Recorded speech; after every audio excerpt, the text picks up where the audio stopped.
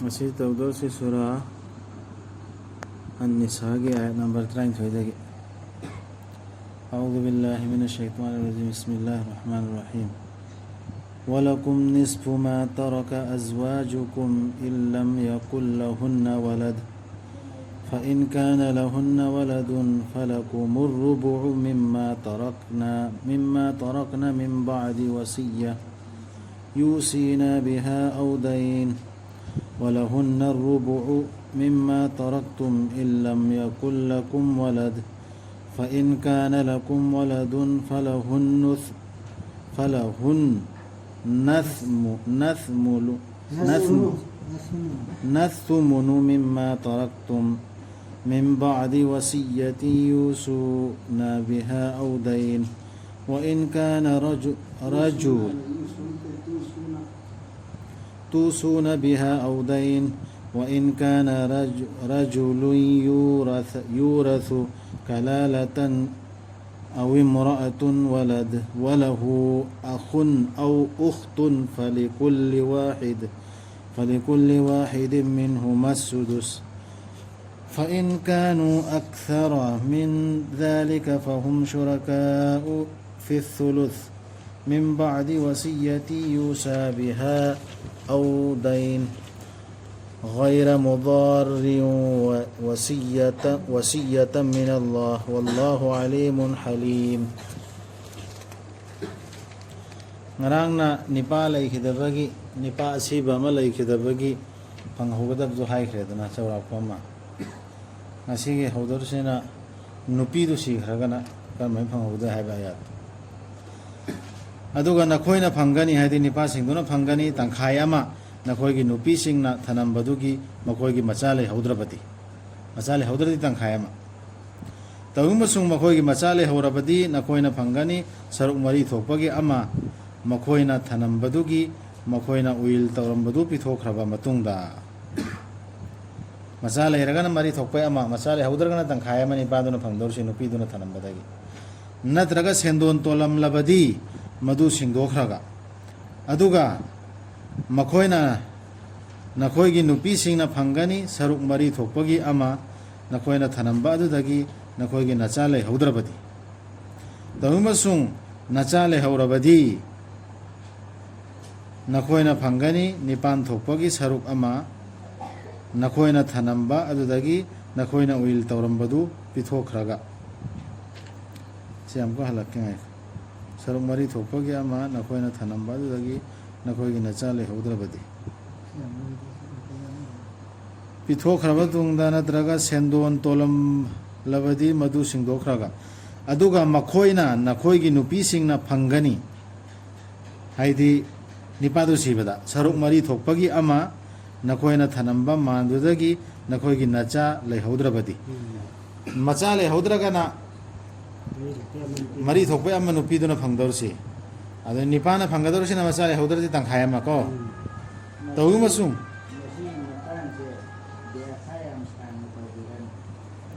tawumasung nacha leihaurabadi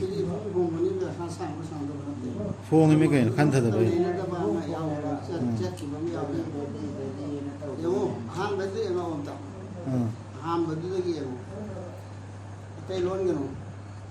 ولكم نصف ما ترك أزواجكم هم نسي نترى نخوي دمك تنخايني ما ترك أزواجكم نخوي نكي شندنا ترى نكي شندنا ترى بدي إن لم يكن لهن ولد ما هي أولاد له ما مسالة بوكتر نترى سيدنا بوليته ಅದು ಮಸಾಲೆ ಐತೆ ಮಾತ್ರ ಅದು ಸೋ ಅದು ಮನ್ ಮಸಾಲೆ ಐತೆ ಬನ್ನುಕಿ ಅಮ್ಮನ ಥರಮ್ನಿಬ ಮಾನ ಥರಮ್ನಿಬ ಹಾಯ್ದನ ಕರಿನೋ ಅಂತ ಥರಮ್ದೋಸ್ ಮಾಲ್ ಸಾಲ್ ಪೈಸಾ ನೋ ಸರ್ ಮಾಲ್ ಸಾಲ್ ಪೋಟ್ ಸಾಗಿ ಪೋಟ್ ಮಾಲ್ ಸಾಲ್ ದಿ ಅಯಾ ಮನ ನುಪಿ ಗಿ ನುಪಾಗಿ ನತ್ರ ಒಯ್ದೋರ್ಸಿ ಅಂಬ ವಿನಾಯ್ದ ಒಯ್ದೋರ್ಸಿ ನುಪಿ ದಿ ಲೈತೆ ಪಮಾಗೆ ಅವನಿಗೆ ಅಮ್ಮನಿಗೆ ಲೈಬ್ದುನತನ leibran ma adu ni karbar tawdra taladi mai thran ma ni lei rodro adu karbar taw sinu pi karbar taw ya da na ti ya ꯑꯗꯨ ꯅꯨꯄꯤꯅ ꯀꯥꯔꯕꯥꯔ ꯇꯧꯔꯒ ꯀꯥꯔꯕꯥꯔꯗ ꯄꯩꯁꯥ ꯐꯪꯗꯅ ꯃꯥꯅ ꯊꯔꯝꯕ ꯃꯥꯜꯗꯣ ꯑꯗꯨ ꯂꯩꯔꯗꯤ ꯑꯗꯨꯗꯒꯤꯅꯦꯕ ꯃꯥꯅ ꯊꯔꯝꯕ ꯍꯥꯏꯁꯦ मागी मपामेंगी सरुक पुरा अमसु याय ꯍꯣꯏꯅꯦ ꯑꯗꯨ ꯀꯔꯗꯨ ꯂꯣꯏꯅ ꯃꯥꯅ ꯃꯌꯨꯝ ꯄꯥꯟꯗ ꯅꯃꯥꯁꯤ ꯀꯔꯤ ꯁꯔꯨꯛ ꯂꯩꯕꯅꯣ ꯑꯌꯥꯛꯀꯤꯇ ꯅꯠꯇ꯭ꯔ ꯂꯩꯔꯤꯁꯦ ꯍꯥ अदु ज्ञान तारको पिथोरक तब ꯑꯗꯨꯅꯦꯕ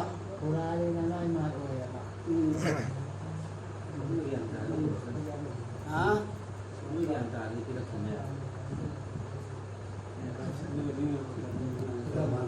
ꯄꯤꯗ꯭ꯔꯦꯅꯦ ꯑꯗꯨꯅ ꯂꯩꯇ꯭ꯔꯦ ꯃꯥꯏ ꯄꯨꯋꯥ ꯇꯥꯗ꯭ꯔꯣ ꯃꯥꯗꯤ ꯇꯔꯝꯗ꯭ꯔꯦꯕ ꯀꯔꯤꯗ ꯅꯠꯇ꯭ꯔꯒ ꯃꯥꯒꯤ ꯂꯅꯥꯏ ꯑꯣꯏꯅ ꯇꯧꯔꯝꯕ ꯊꯔꯝꯃꯣ ꯀꯥꯔꯕꯥꯔꯒꯤ ꯑꯣꯏꯅ ꯇꯧꯔꯝꯃꯣ ꯑꯗꯨꯗꯤ ꯃꯥꯅ ꯊꯔꯝꯕ ꯑꯣꯏꯗꯣꯏ ꯅꯠꯇ꯭ꯔꯣ ꯅꯨꯄꯤꯗꯨꯅ ꯑꯗꯨ ꯊꯔꯝꯕꯗꯨꯗꯒꯤꯅꯦ ꯄꯤꯗꯕꯁꯦ ꯅꯈꯣꯏꯅ ꯍꯥꯏꯔꯤꯁꯤ ꯅꯨꯄꯥꯗꯅꯤ ꯑꯗꯒꯤ ꯃꯈꯣꯏꯅ ꯑꯩꯅ ꯍꯥꯏꯔꯤꯁꯤꯅ ꯅꯨꯄꯤꯒꯤꯅꯤ ꯁꯤꯖꯤꯟꯅꯔꯤꯁꯤ ꯑꯗꯨ ꯁꯤ ꯍꯦꯛꯇ ꯈꯪꯉꯤꯁꯤ ꯀꯔꯤꯒꯤꯅꯣ ꯈꯪꯕ꯭ꯔꯥ ꯑꯥꯔꯕꯤꯗꯗꯤ ꯍꯨꯟꯅ ꯍꯥꯏꯒꯅꯦꯕ ꯑꯗꯩ ꯑꯥꯔꯕꯤꯗꯅ ꯀꯨꯝꯗꯅ ꯀꯨꯝ ꯍꯥꯏꯒꯅꯦꯕ ꯂꯀꯨꯝ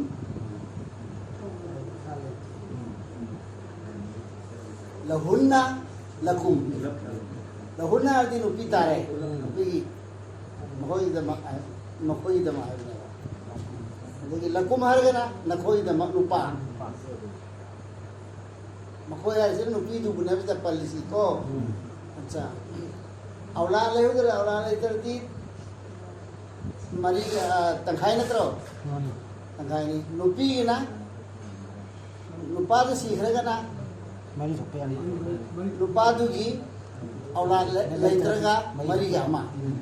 aula leiragana nipan nupi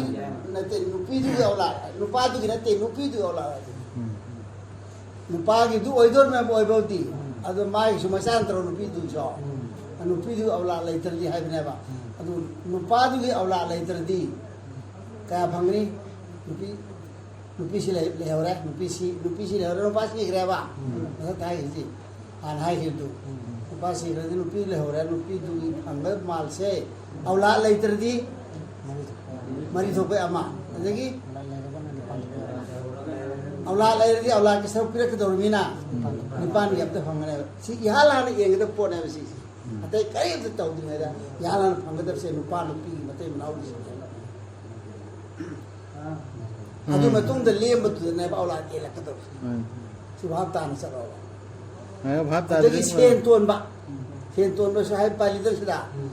toladi tolda sidu sida mohorna i sen si pi de lerdi mohorna i sen si ma lem thade le hore na sana lupa ona pesa ona le hore salone adugi du adu ton banai ba pa tono po na pa pida na ta mai pot oidor tra du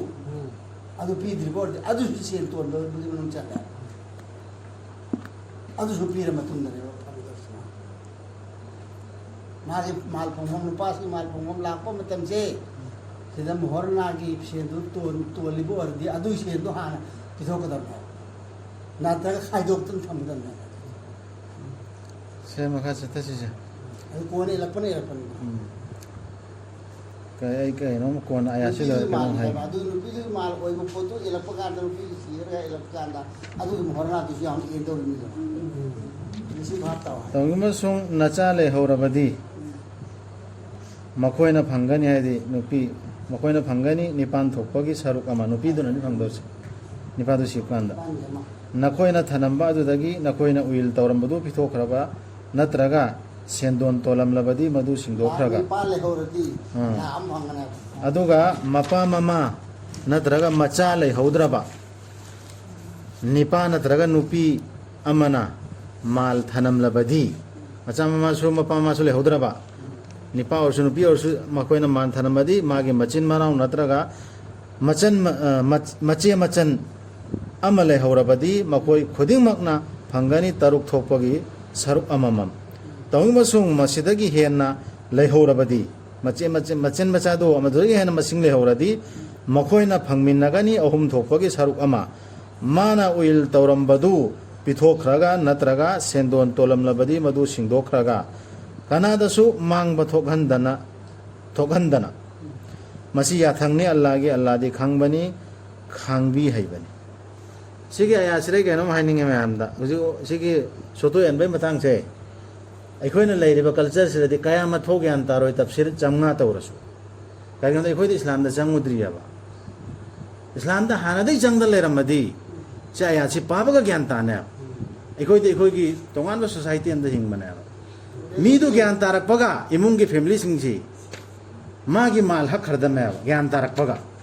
मपागी ममागी मचा कयानो अदुगी माल हक खरने ꯑꯗꯨꯒ ꯍꯥꯟꯅ सिनजैद लैखरने ꯀꯨꯔꯥꯟꯒꯤ ꯑꯁꯤꯒꯤ ꯃꯇꯨꯡ ꯃꯁꯥ ꯃꯁꯥꯒꯤ ꯃꯥꯜ ꯌꯦꯜꯂꯛꯄ ꯃꯤꯗꯣ ꯈꯪꯉꯒ ꯂꯥꯛꯄ ꯃꯤ ꯇꯥꯎꯅ ꯑꯝꯇ ꯍꯥꯟꯅꯗꯒꯤ ꯌꯦꯟꯗ ꯂꯥꯛꯄ ꯈꯪꯕ ꯃꯤꯗꯣ ꯂꯣꯏꯅꯃꯛ ꯍꯥꯏꯔꯨꯅꯣꯕ ꯍꯥꯟꯅꯗꯒꯤ ꯌꯦꯜꯂꯛꯇꯅ ꯂꯥꯛꯄ ꯀꯥꯎꯗꯕ ꯃꯤꯗꯤ ꯁꯤ ꯑꯪꯀꯁꯨ ꯀꯥꯎꯔꯝꯃꯣꯏ काउरा सुबजा यारो अंकनपा अदुम सुबजा चनरो ꯅꯠꯇꯦ ꯌꯦꯟꯅꯕ ꯆꯠꯅꯕꯤꯗꯨ ꯀꯥꯎꯗꯦ ꯍꯥꯏꯕ ओएबा चुमेबा अदु अखोइ की सिददि आई मणिपुर की हाइरसी मणिपुरदे थेनदि सुबजा चनरोय चन नते सु ꯃꯅꯤꯄꯨꯔꯗ ꯈꯪꯉꯣꯏ सुखंग खंगोयब आयासी जंगत बेदि नतेदा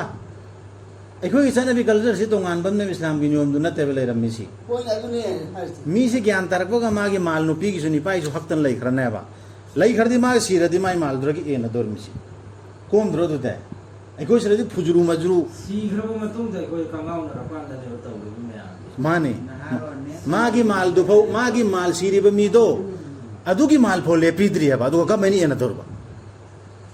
हिंगिंगेदा ज्ञान तारकपा माई माल ए अदमेबा सिददि नोई पागेनि नोई हनगिनि आना सिर फौ थम्मि हबा सुरोन कया सिरे फौ माल मागी असेंग माल खंगद्री अदुरगी मा हिंगी सिना कनाने हिंगी मो खंगद्री अदुगा सि कमे ए सि ज्ञान तादो मा ज्ञान तारकपगा नुरमान की मनाउ नुपागी मी सिंगसिगी माल से तानी पुरगा लेरको पोलता दरन ले ज्ञान तारकपगा अम्फोता रोय दे सिदि मखोय मिंग पलुनु नसागी ज्ञान ताकिरो ऐगी ज्ञान ताकिरो अखोय लेजि फुजुरु मजुरु नेबा माने अल्लाह ना हाइबसु चतपनते शरीर की गई नियम सु खंगबनते फुजुरु मजुरु नंग बाबागिनी नंग नमागिनी लेरि मी से ज्ञान तारकपगा मपागी न कानानो माई मचागी न क्यानो हक खरदमी अदुनि इस्लामिक सोसाइटी आदा इस्लामिक कंट्री तौरसी नुपी थीद्रिङैदा निपासिगी लम्यालगा मयुम सारगा फिक्स लैखरनी नुपी दो हाना युम दो कानानो खंगबनते लागा से लैदौरि जुम सारिबा नोबसरा लुहोंगदौर मी सिगी मयुम हाना सारगा तैयार रेडी लैदौरि मागी माल हक लैखरमी फिक्स मपाना दखल तो रुपये अमत्रे ममाना दखल तो रुपये अमत्रे अदुरगी एलपति लाई रोइद्रो अदुगी कल्चर दु नते खोइ लेरिसिदि आइगी बाबादु सीखर मतुंग फौ मागी माल मफुम मरम खंगद्रि एन दलै अदुदि से आया सिगम ज्ञान तानी अदुनि नै हाइनि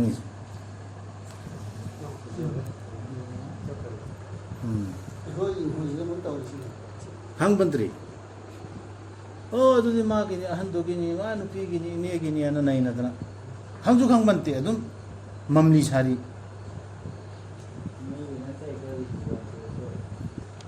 अदुने अखोइ हिंगमिसिना मोंग अमने अदुना कुरानदा हान संगदमे सी एनबसिदि ज्ञान ताखिरो मखोइ सि अल्लाह के पंखै सिंगनेबा सिगे पंखै मरु ओइबसिने अखोइ खंगददन नैजिनदन लेस ꯌꯥꯝꯅ ꯉꯝꯈꯩ ꯑꯃ ꯌꯥꯇꯅ यादन थममने अदु इदुना होजि माल मांगेरा अखोइ गिदना माल तोंगेरा लैरिबा माल से लोइनमकि सरुक याउरियाबा कनागुम्बमना पुन्ना हेता जोनबा मांगबा याते ꯁꯤꯁꯦ लोइनमकि हिसाब थोकने याबम दिले कमे ꯌꯥꯝ ꯃꯔꯨ ꯑꯣꯏꯕ ꯇꯤꯀꯦꯜ ꯍꯥꯏꯅꯤ ꯇꯥꯔꯒ हां ꯑꯗꯨ वन्ना जामिना दन लो थोम ꯑꯂꯥꯅ ꯇꯝꯀꯤꯁꯨ ꯇꯧꯔꯤꯁꯤꯗ मखोइसे अल्लाह के पंखै सिंगनी अदुगा कनागुम्बना याथंग इल्लबदी अल्लाह अमसुंग मागे रसूल की माना चंगहन बिगनी हदि अल्लाह ना चंगहन बिगनी मा बु हैकोल सिंगदा मखोइ दुगी मखादा तोरेल सिंग चेनबा मदुगी मनुंगदा मखोइ मतम चुप्पा लैजरगदबनी मदुनी अचौबा काना जबा हाइबदु मपादुगी सु सरुक थुंखरामी हिंगिङैदा लोइना यात खरामी ममागी सु सरुक थुंखरा अपामगी सु थुंखरा सोंगी सु थुंगे थुंगदा लैरदी सिर मतुंगददी इकोम कोमे सोमददी मचागी सु क्लियर होइदे मपागी सु क्लियर होइदे मफुथौगी सु ओइरमदरन ꯁꯤꯗ ꯋꯥ ꯑꯃ ꯍꯥꯏꯔꯛꯀꯦ ꯚꯥꯏ ꯇꯥꯎꯕ ꯀꯨꯔꯥꯟꯒꯤ ꯃꯅꯨꯡꯗ ꯑꯥꯃꯅꯨ ꯑꯥꯃꯤꯂꯨ ꯁꯥꯂꯤꯍꯥꯠ ꯊꯥꯖꯕꯁꯤꯡ ꯑꯃꯁꯨꯡ ꯑꯐꯕ ꯊꯕꯛ ꯇꯧꯕꯁꯤꯡ ꯑꯃꯂꯦ ꯁꯥꯂꯤꯍꯥꯠ ꯇꯧꯕꯁꯤꯡꯗꯨꯗꯤ ꯖꯅꯠ ꯐꯪꯒꯅꯤ ꯖꯅꯠꯇ ꯍꯩꯀꯣꯜ ꯂꯩꯀꯣꯜ ꯑꯗꯨꯒꯤ ꯃꯈꯥꯗ ꯇꯨꯔꯦꯜ तुरें चेंगिनी हायरिदन सी खुशखबरी पीरिदन हराव पाव कुरान से मनुंगा कादा तजरी मिन ताहतिल अनहार तजरी मिन ताहतिल अनहार पीबे सिसु पीरे बद पीबदी अदु हायरि आमनु व अमिलु सालिहात कुंबा अतै अतै अमल सिंदुनेबा सिगी सिदा हायरि सिदी करी पंखैसी इनने चटपसिंग पंखै लांथोक्तबा सिगे आयात अनीसी पंखै मसीसे अल्लाह की ngमखै ने बला या ngमखै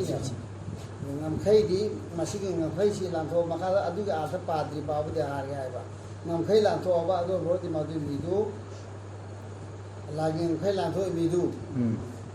सिगे आसुदर याव सकरा मखाला मथांग या 네, 야we. 14 दा 시기시대 이거 tawdaba order am haibin yudkhulu janatin tajrin hayna lantu alan haybi illa bam so rasul haybi illa bam hujiki line sidani hay to padanate lahir ba masalasi matum inna alan haysi matum jalaba ajarba adogodi madu midu jannat jangani yudkhilhu ma changan digani jannat sinda aikon sinda jannat amdatanate जन्नाती नदी जन्नत में हमने तजरी मिन तहतिल अनहार मदि मखालत तुरीन chain खालिदीन फिहा मतम सुपदले रजल मददा वजालिकल फौजुल अजीम सीनी चपचाबी my पाक पाए ओमय यासिल्लाह व रसूलहु अदु कनागुमना अल्लाह न हाइबि इंद्रबा अमसु रसूल हाइबि इंद्रबा हाइबि सी आयसिक मतुमिन अमल तौद्रबा ويتعدى حدوده هو نسيه أتى هذا بيا هذا إجرا أدو لانثوك لبا نمخيل لان تيجي نمخيشي مثلا هاي كذا حدود نملاين نمخينينا أدو نمخيل لانثوك تربا لانثوك لبا يدخل هو دور بود جهان بيجي ما أبو كرايدا جهان جني نارن خالدن دوزك كي ميجودا خالدن فيها متم چپگی وکم دلے رنے اب وله عذاب أليم مهين وله هري أدو ميدو إدما سنجلو سينريبا أدو ميدو إدما أدو ميدو إدما كري ليرا يا أمنا چوبهل لبا عذاب أدو كذونا سيجي पंखै चोपहल लबा عذاب سي سم चल पीदा बदन दी तब चोपम नाय चोपहल सिगे पंखै order si lanthो अगर करम अमले स्वालिया नोबो कुबुल तौदोर सी अदुन अमल सालाची सिसु चल्ली है बिना अमल सालाची सुमन तौबसी जो अमल साला ने अमल साला दा नमाज सोमबा रोजा हेंबा हम तौबसी अमल साला लौरी जो चुम मेबा सितने लौ नब्दिलाले अमल सालाची सिगी तौबसी पदेन अमल साला की मन चले मई की दंदीसरे अमल साला की मन चंदतना अदु तौदरदी गुना ओगिदबा अते अमल सिंदी अदु तौबदा तौदब कान गुना फुदब अमल सुमाम लेदना तौदबदा अदु सिदी तौदब मतम दा अमल सि अमल सि तौदब मतम गुना पुर में जन्म लैदोर धमकी सी खेन सिने थोड़ी जा जन्म लैदोर में दुन सिरा सुसी पंखै जिलान थोइदन हवाई चट खर्सु सिरा मतम दा सिदौरबा माल पाइब मी अमना पाइद मी अम हायो पाइब मी अम आइगी माल सि कना कम एंगदा मोना उथोरप मी थेनरबा थेनबरा माल यम पाइबने खलोबा माल लौसिंग मैम लेबिने खलो सी कना कम एंगदा नो लाइक द कई उथोरप मी यावबा पाद्री सीब मदन नतेदा कोई कुरान पारोदरमिना होजिक कना गुमै मनु सुरपदी यावा अतोरसु माना निंबदो अमदे दुम अदुदा ताहन्ननबा वागा यावरम मनी यावरम यावदे यावा अैना सेट तौरम यावसी यावदबलु मनी है माना इसा अमदे थम अैना सेट तौरमगे हारगा माय अनिंबदु तौ नत्रा सीबै दुदि लापेदा हिंगिङैदा कैगुम माल अमा योले मुंगी अदरो कना चोंथोरपुनो दुई मालदु हिसा कना ना सरुप योनगदो से कम मैंने हिसाब से करी तौदोर म हाइ चोंथोरपु याव सीबै दुदि आराफनि सीब कान दि जना जता लाउसोइ दुदि लोइ कोकपियो सीबै दुलान थमको सीब दुदि लाउसो ए लोइरे कना सेंदोन कोकपियो वाहेगी दुगी अदागी नुपी गिदि लाउद्रा नुपी गिदि तुवन दिए हिंगैदा पुन्न जाखरे नासु फंदेना नुपीदो काय बार वाला वरती होय लाव सोकया वना तनी मुले बनी सागरे अदुगा नखोगी नुपीसिंगे मनुंगदगी नंबर 35 कनागुम्बना इकाई खंगदबगी थबक तौरबदी पुथोको साखी मरी मखोगी मयोक्ता ꯅꯈꯣꯏꯒꯤ ꯅꯔꯛꯇꯒꯤ ꯑꯗꯨꯒ ꯃꯈꯣꯏꯅ ꯁꯥꯈꯤ ꯄꯤꯔꯕꯗꯤ ꯊꯤꯡꯖꯤꯟꯗꯨꯅ ꯊꯝꯃꯨ ꯃꯈꯣꯏꯕꯨ ꯌꯨꯝꯁꯤꯡꯒꯤ ꯃꯅꯨꯡꯗ ꯃꯈꯣꯏꯕꯨ ꯁꯤꯕ ꯍꯥꯏꯕꯗꯨꯅ ꯂꯧꯁꯤꯟꯈꯤꯗ꯭ꯔꯤ ꯐꯥꯎ ꯅꯠꯇ꯭ꯔꯒ ꯑꯜꯂꯥꯅ ꯌꯥꯠꯄꯤꯔꯛꯇ꯭ꯔꯤ ꯐꯥꯎ ꯃꯈꯣꯏꯒꯤꯗꯃꯛ ꯂꯝꯕꯤ ꯑꯃ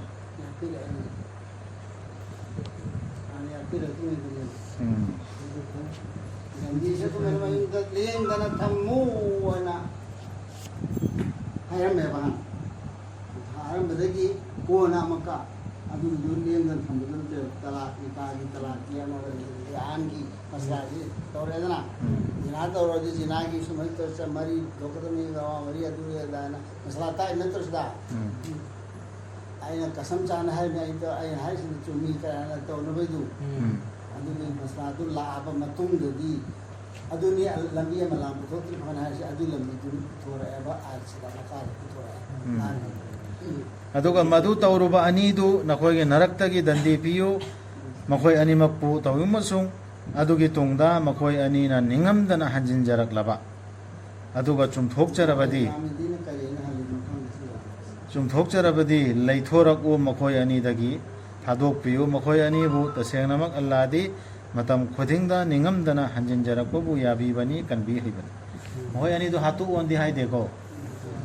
ꯗꯟꯗꯤ ꯄꯤꯌꯨ ꯑꯗꯨꯒ ꯀꯩꯒꯨꯝꯕ ꯃꯈꯣꯏꯅ ꯇꯣꯕꯥ ꯇꯣꯕꯤ ꯇꯧꯗꯅ ꯑꯜꯂꯥꯒꯤ ꯃꯤꯡ ꯂꯧꯗꯅ ꯁꯦꯡꯅ ꯂꯥꯎꯔꯛꯑꯦ ꯃꯌꯥꯝ ꯃꯥꯡꯗ ꯑꯗꯨ ꯊꯥꯗꯣꯛꯄꯤꯌꯨ ꯍꯟꯖꯤꯜꯂꯨꯔꯅꯣ ꯑꯁꯤꯗ ꯍꯥꯠꯂꯣꯟ ꯌꯥꯎꯗꯦ ꯑꯗꯨꯗꯒꯤ ꯑꯃꯅ ꯂꯨꯍꯣꯡꯉꯨꯔꯕ ꯅꯨꯄꯤꯗꯤ ꯁꯤꯆꯩ ꯑꯁꯨꯛꯅꯦꯁꯨ ꯌꯥꯎꯗꯦ ꯄꯥꯈꯪꯗꯅ ꯑꯁꯨꯛꯅꯦꯁꯨ ꯌꯥꯎꯗꯦ ꯂꯤꯌꯥꯟꯗꯁꯨ ꯌꯥꯎꯗꯦ ꯂꯣꯏꯅꯃꯛꯇꯅꯤ ꯁꯤ ꯍꯥꯏꯔꯤꯁꯦ ꯂꯤꯌꯥꯟꯒꯤ ꯃꯁꯂꯥꯗꯣ ꯑꯗꯨꯁꯨ ꯍꯥꯠꯂꯣ ꯍꯥꯏ ꯌꯥꯎꯗꯦ ꯍꯥꯏꯗꯣꯛꯑꯣ ꯍꯥꯏꯕꯇꯅꯤ ꯑꯩꯈꯣꯏꯅ ꯈꯥꯏꯗꯣꯛꯅꯔꯣ ꯑꯃꯅ ꯑꯃꯕꯨ ꯕꯗꯅꯥꯝ ꯇꯧꯔꯝꯃꯕ ꯃꯧꯔꯕꯤꯗꯩꯅꯤ ꯑꯜꯂꯥꯅ ꯂꯧꯕꯤꯕ ꯑꯅꯨꯇꯥꯞꯇꯤ ꯁꯨꯞꯅꯒꯤ ꯑꯗꯨꯒꯨꯝꯕ ꯃꯤꯁꯤꯡꯗꯨꯒꯤ ꯈꯛꯇꯅꯤ ꯃꯈꯣꯏꯅ ꯐꯠꯇꯕ ꯇꯧꯔꯨꯕ ꯈꯪꯖꯗꯕꯗꯒꯤ ꯑꯗꯨꯒ ꯃꯗꯨꯒꯤ ꯇꯨꯡꯗ ꯌꯥꯝꯅ ꯊꯨꯅ ꯅꯤꯡꯉꯝꯗꯅ ꯍꯟꯖꯤꯟꯖꯔꯛꯄ ꯃꯈꯣꯏꯁꯤꯗꯅꯤ ꯑꯜꯂꯥꯅ ꯅꯨꯡꯁꯤꯅ ꯑꯣꯟꯁꯤꯟꯕꯤꯒꯗꯧꯔꯤꯕꯁꯤ ꯑꯜꯂꯥꯗꯤ ꯃꯇꯝ ꯈꯨꯗꯤꯡꯗ ꯈꯪꯂꯤꯕꯅꯤ ꯁꯤꯡꯕꯅꯤ ꯈꯪꯗꯕꯗꯩ ꯀꯥꯎꯕꯗꯩ ꯁꯩꯇꯥꯟ ꯊꯧꯖꯤꯟꯗꯅ ꯇꯧꯔꯨꯔꯦꯅꯦ ꯑꯗꯨ ꯅꯤꯡꯉꯝꯗꯅ ꯑꯣꯟꯁꯤꯜꯂꯛꯄ ꯇꯣꯕꯥ ꯇꯧꯔꯛꯄꯗꯨ ꯅꯤꯡꯉꯝꯗꯅ ꯑꯣꯟꯁꯤꯜꯂꯛꯑꯗꯤ ꯑꯃꯨꯛꯀ ꯇꯧꯔꯣꯏꯗꯕ ꯃꯤ ꯅꯠꯇ꯭ꯔꯣ ꯑꯗꯨꯏꯗꯨ ꯇꯧꯕꯥ ꯂꯩꯇꯦ ꯂꯧꯔꯣꯏ ꯑꯗꯨꯒꯨꯝꯕ ꯃꯤꯁꯤꯡꯒꯤ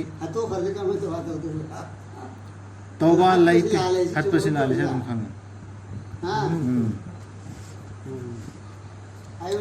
ꯍꯠꯄ ꯖꯤꯅꯥꯒꯤ ꯅꯠꯇ꯭ꯔꯣ ꯍꯥꯏ ꯃꯈꯥ ꯃꯥꯅꯤ ꯃꯥꯅꯤ ꯇꯣꯕꯥ ꯇꯧꯔꯛꯑꯗꯤ ꯀꯔꯤ ꯍꯥꯏ ꯊꯥꯗꯣꯛ ꯍꯥꯏꯕꯒꯨꯝꯕꯅꯤꯅꯦ ꯇꯣꯕꯥ ꯇꯧꯔꯛꯑꯗꯤ ꯑꯜꯂꯥꯅ ꯀꯣꯛꯄꯤꯅꯤ ꯍꯥꯏ ꯅꯠꯇ꯭ꯔꯣ ꯇꯣꯕꯥ ꯀꯔꯝꯍꯥꯏꯅ ꯇꯧꯗꯣꯔꯤꯃꯣ ꯃꯃꯥꯁꯤ ꯍꯠꯈ꯭ꯔꯗꯤ ꯁꯤꯗꯁꯨ ꯖꯤꯅꯥꯗ ꯃꯤ ꯍꯥꯠꯄ ꯌꯥꯏ ꯍꯥꯏꯕꯁꯤ ꯒꯋꯥ ꯐꯪꯉꯁꯨ ꯍꯥꯠꯄ ꯅꯠꯇꯦ ꯆꯨꯝꯃꯦ ꯍꯥꯠꯄ ꯅꯠꯇꯦ ꯍꯥꯏꯕꯁꯤꯅ ꯆꯨꯝꯃꯦ ꯇꯧꯕꯥ ꯂꯩꯇꯦ ꯂꯧꯔꯣꯏ ꯑꯗꯨꯒꯨꯝꯕ ꯃꯤꯁꯤꯡꯒꯤ ꯃꯅꯨꯡꯗ ꯐꯨꯝꯂꯒ ꯍꯥꯠꯂꯣꯏꯅ ꯑꯃ ꯍꯥꯠꯈꯤꯕꯗꯨ ꯁꯪꯁꯥꯔ ꯇꯧꯈꯤꯕ ꯁꯥꯗꯤ ꯅꯨꯄꯤ ꯑꯃ ꯑꯐꯒꯥꯅꯤꯁꯇꯥꯟꯗꯁꯨ ꯑꯗꯨꯒꯤꯁꯨ ꯐꯤꯇꯅꯥ ꯐꯁꯥꯠ ꯑꯃ ꯑꯣꯏꯕꯒꯤꯅꯦ ꯑꯣꯏꯕ ꯌꯥꯎꯕ ꯂꯣꯏꯅꯃꯛ ꯖꯤꯅꯥ ꯇꯧꯕ ꯂꯣꯏꯅ ꯍꯥꯠꯄꯒꯤ ꯋꯥ ꯅꯠꯇꯦꯕ ꯑꯗꯨ ꯖꯃꯤꯟꯁꯤꯗ ꯐꯁꯥꯠ ꯑꯃ ꯌꯥꯎ ꯐꯁꯥꯠ ꯇꯧꯔꯗꯤ ꯍꯥꯠꯂꯣꯏꯅ ꯌꯥꯎꯗꯅ ꯃꯕꯨꯛ ꯀꯛꯊꯠꯂꯨ ꯑꯗꯨ ꯇꯧꯔꯅ ꯌꯥꯎꯗ ꯀꯨꯔꯥꯟꯗ ꯐꯤꯇꯅꯥ ꯁꯟꯗꯣꯛ ꯐꯁꯥꯠꯀꯤ ꯋꯥ ꯈꯔ ꯌꯥꯎꯈꯤꯕ ꯑꯗꯨ ꯍꯥꯠꯈꯤꯕꯅꯦ ꯑꯇꯩ ꯑꯗꯨ ꯃꯇꯨꯡꯗꯗꯤ ꯍꯥꯠꯄꯁꯤ ꯌꯥꯎꯗꯦ ꯈꯨꯂꯐꯥꯔꯥꯁꯤꯡꯒꯤ ꯃꯇꯝꯗ ꯍꯥꯠꯄ ꯌꯥꯎꯈꯤꯕ꯭ꯔꯥ ꯇꯥꯕꯅꯦ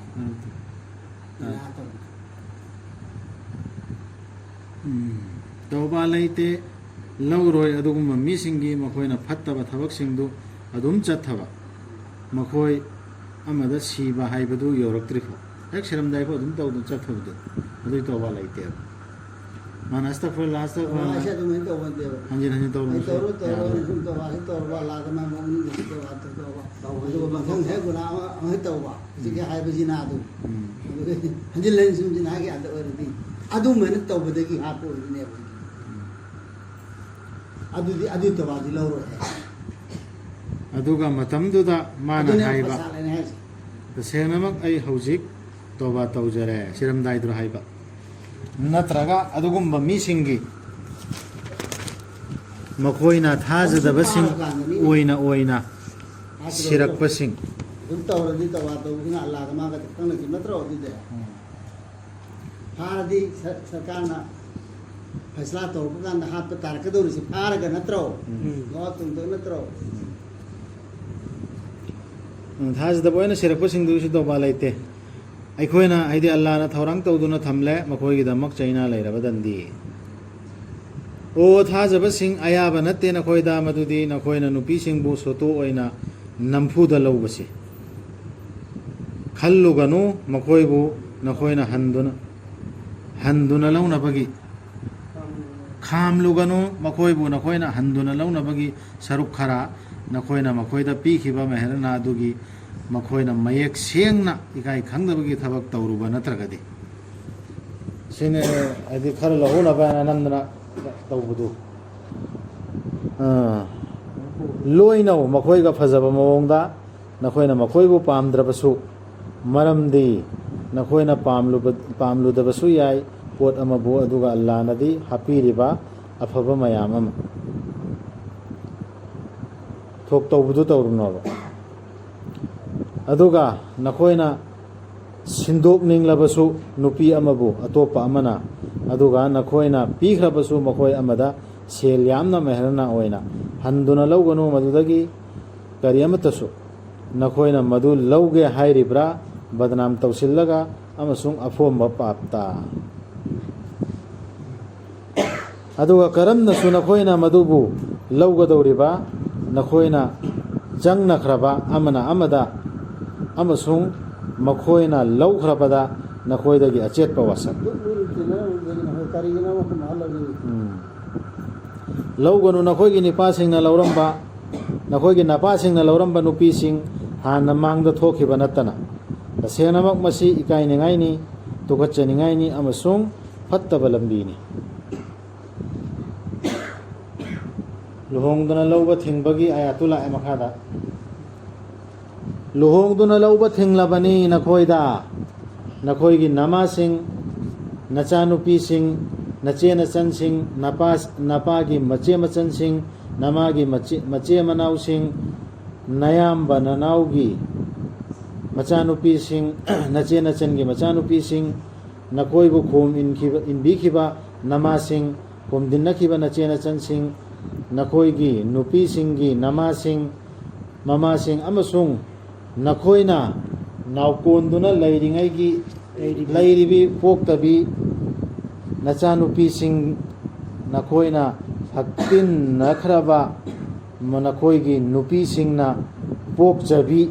ꯇꯧꯏꯃꯁꯨꯡ ꯅꯈꯣꯏꯅ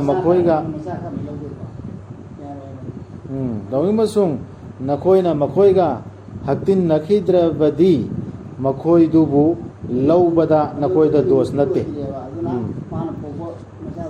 ꯂꯧꯕ ꯌꯥꯏꯑꯕ ꯑꯃꯁꯨꯡ ꯅꯈꯣꯏꯒꯤ ꯈ꯭ꯋꯥꯡꯗꯒꯤ ꯊꯣꯛꯈꯤꯕ ꯅꯆꯥꯅꯤꯄꯥꯁꯤꯡꯒꯤ ꯅꯨꯄꯤꯁꯤꯡ ꯌꯣꯛꯄ ꯅꯠꯇꯕ ꯅꯈꯣꯏꯅ ꯍꯦꯛ ꯄꯣꯛꯈꯤꯕ ꯑꯗꯨ ꯂꯧꯔꯝꯕ ꯅꯨꯄꯤꯗꯨꯁꯨ ꯂꯧꯕ ꯌꯥꯗꯦ ꯑꯃꯁꯨꯡ ꯊꯤꯡꯂꯕꯅꯤ ꯅꯈꯣꯏꯅ ꯄꯣꯛꯃꯤꯟꯅꯕꯤ ꯅꯨꯄꯤ ꯃꯆꯤꯟ ꯃꯅꯥꯎ ꯑꯅꯤ ꯃꯇꯝ ꯑꯃꯗꯇ ꯄꯨꯟꯅ ꯂꯧꯕꯁꯨ ꯍꯥꯟꯅ ꯃꯥꯡꯗ ꯊꯣꯛꯈꯤꯕ ꯅꯠꯇꯅ ꯍꯥꯟꯅ ꯈꯪꯗ꯭ꯔꯤꯉꯩꯗ ꯊꯣꯛꯈꯤꯕꯗꯨ ꯅꯠꯇꯅ ꯇꯁꯦꯡꯅꯃꯛ ꯑꯜꯂꯥꯍꯗꯤ ꯃꯇꯝ ꯈꯨꯗꯤꯡꯗ ꯉꯥꯛꯄꯤ ꯍꯩꯕꯅꯤ ꯀꯟꯕꯤ ꯍꯩꯕꯅꯤ ꯁꯤꯅꯤ ꯍꯔꯥꯝ ꯑꯣꯏꯕꯁꯤꯡꯗꯨꯅꯤ ꯀꯥꯗ ꯁꯤꯒꯤ ꯂꯤꯁꯁꯤ ꯌꯨꯝꯗ ꯊꯦꯠꯄ ꯌꯥꯏ ꯁꯤ ꯑꯌꯥꯁꯤ ꯌꯨꯝꯗ ꯊꯦꯠꯄ ꯈꯪ ꯅꯤꯡꯁꯤꯡꯅꯕ ꯚꯥꯞ ꯇꯥꯅꯕ ꯁꯗꯀꯜꯂꯥꯍꯨ ꯑꯜ-ꯑꯖꯤꯝ ꯁꯤꯐꯥꯎ ꯇꯧꯁꯤ ꯑꯩꯈꯣꯏꯗꯤ ꯌꯥꯝ ꯌꯥꯗꯅ ꯂꯩꯔꯤꯗꯅ